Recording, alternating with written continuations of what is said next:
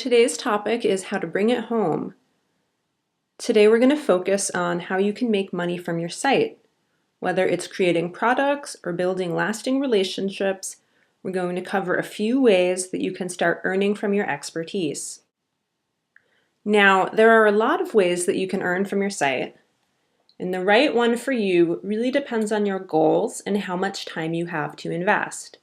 So we're going to go through some of the methods that I think are the best for freelance writers, and I'll talk about what I like about them and why. Find a worksheet on the blog where you can brainstorm what is the right method for you and start to plan out your strategy.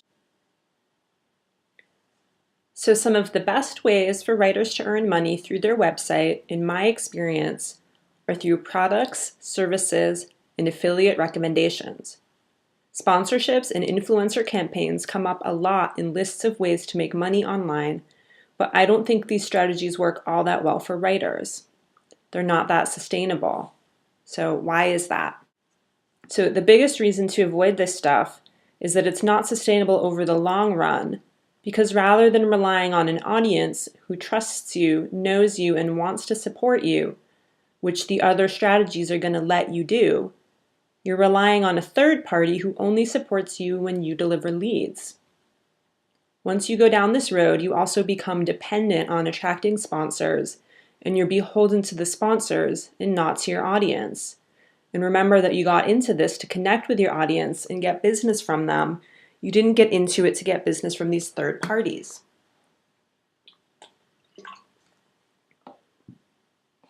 Meanwhile, you're always hustling for the next sponsor, and it can start to become really transparent for your audience. Over time, you might see actually losing engagement because your audience feels like you're always selling them something, and that product that you're selling or recommending may or may not connect to what they want or need. It really depends on who you found to sponsor your post of the week. So it actually can be quite bad for your business. Now on the slide, here's one example of a YouTuber who was recently called out on Facebook. She approached a hotel for 5 nights of free accommodation.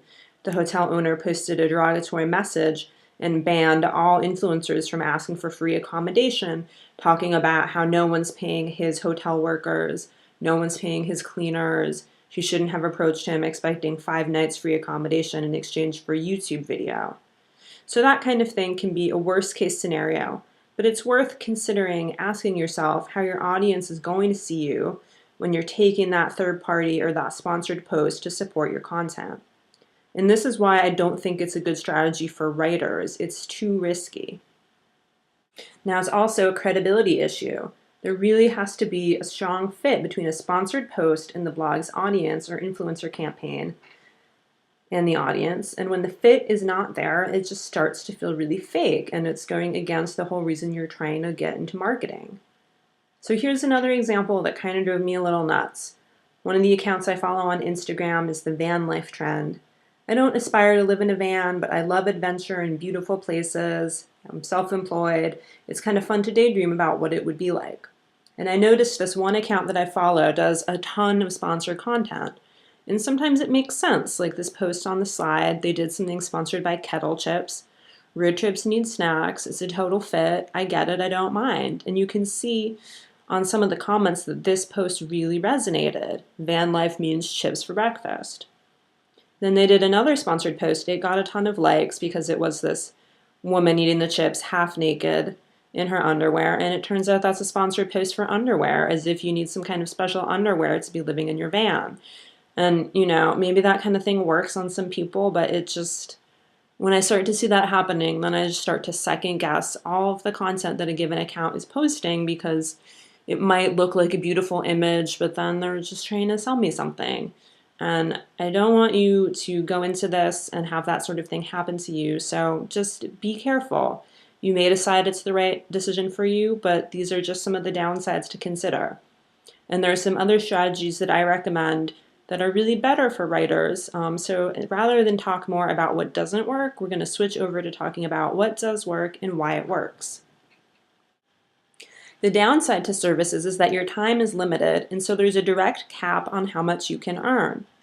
Let's say you charge $150 to write a blog post, and it takes you 2 hours, and you only want to blog 10 hours a week because you have a day job, then you can only earn $750 a week writing 1 post a day, taking weekends off.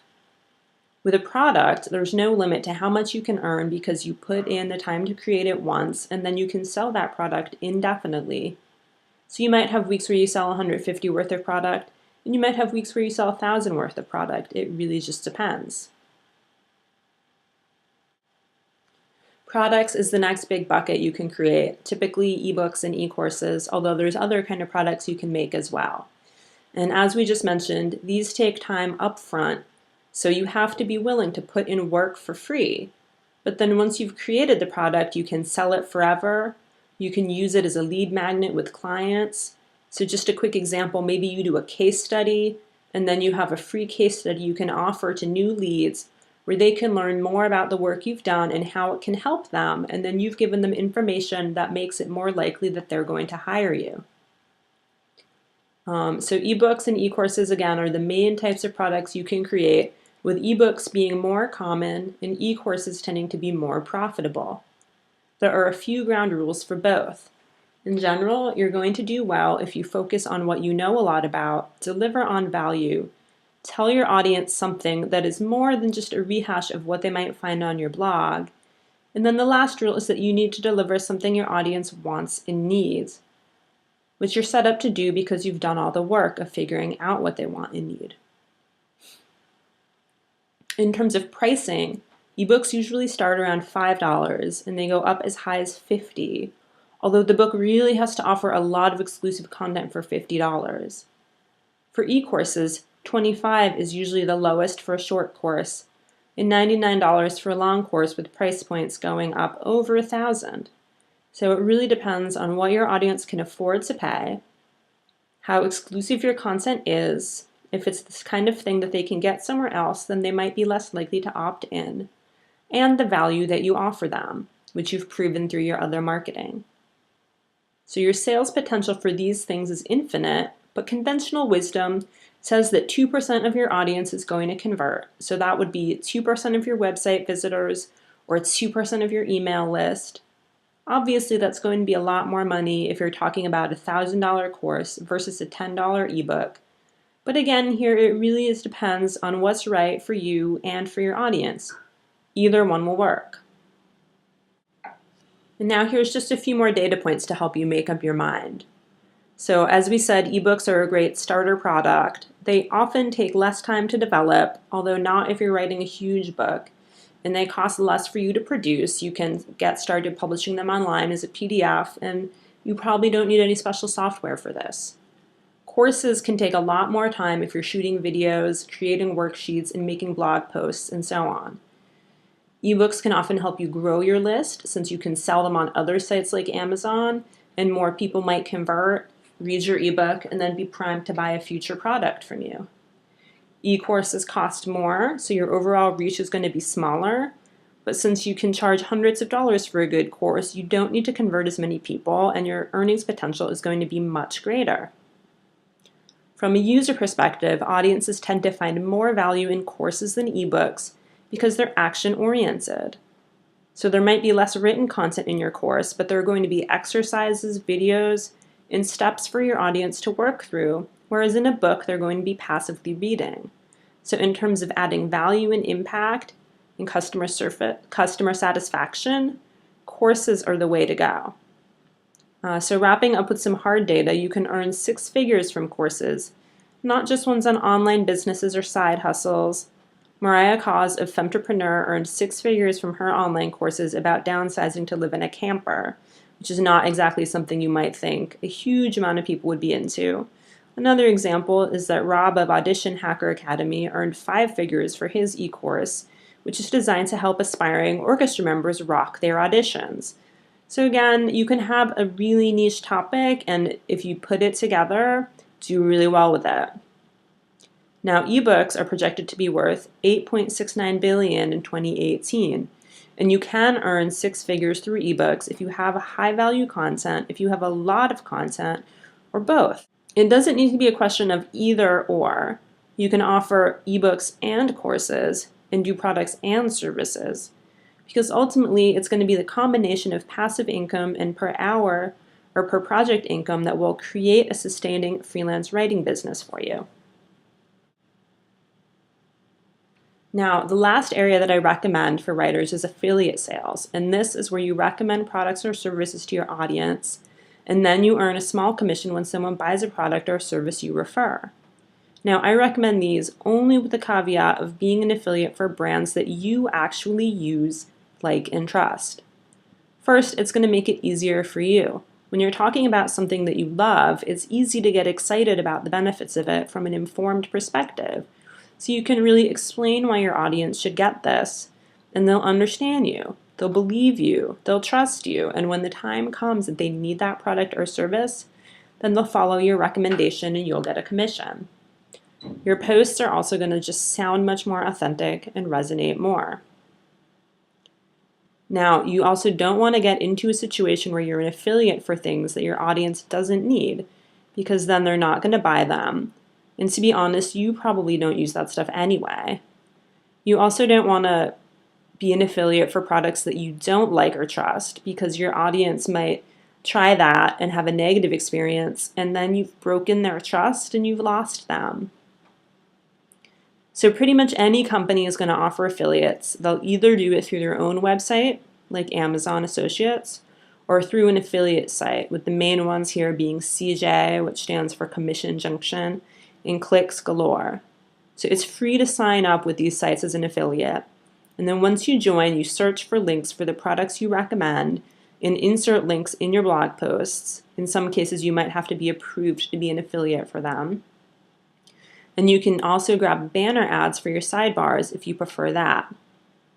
Now, just posting links in your blog posts and content is going to generate some amount of click-through for you, but you'll really see commissions come in when you start to create posts that sort of unbox that product for your audience.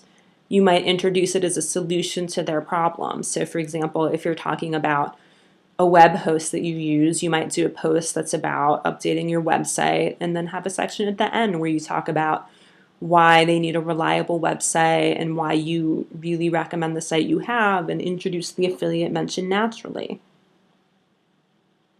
Or you might compare 3 to 5 different service providers, and then one of those would be your affiliate, and you can talk about why you like and recommend that brand.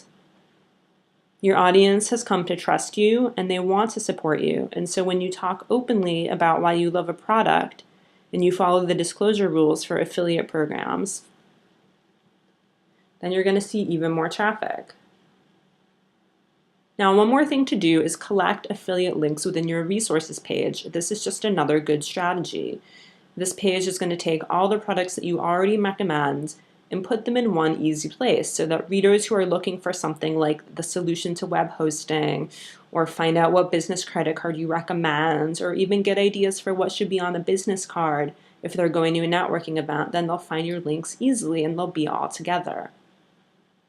Affiliate links work well when you have a large audience because only a small percentage of your audience is going to convert, but I still recommend that you start with this strategy even if your blog is small, because you can build organically and you never know when someone is going to convert. It wouldn't really make a lot of sense to jump into blogging and blog for a couple years or a couple months, and then go back and monetize all the old content you've created. So how should you choose which strategy to try? It comes down to a few different things: your goal, the amount of money you have, and the amount of time you have. And I've put together a short quiz that's going to help you figure out where to get started. You can find that on the blog.